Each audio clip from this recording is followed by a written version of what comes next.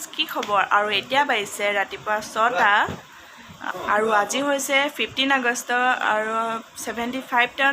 স্বাধীনতা দিৱসৰ মই সকলোকে এবাৰ শুভেচ্ছা জনাইছোঁ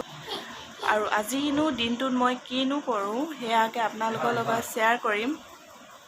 আৰু আগলৈ চাই থাকক ভিডিঅ'টো তেনেহ'লে ভিডিঅ' কৰা নহ'লে এতিয়া আমি এপাক ওলাই আহিছোঁ এনেই ইভিনিং টাইমত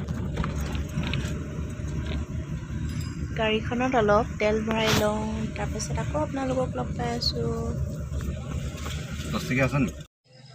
কি কৈছা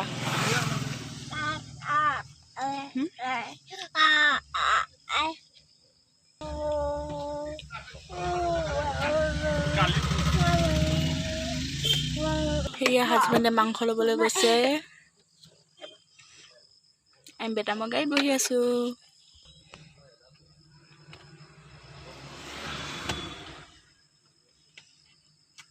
চাহ পাইছা দিয়া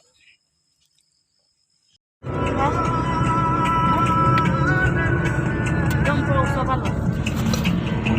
বাইরে পড়ে আছে প্লিজ থাকক রাস্তাটো ভিডিও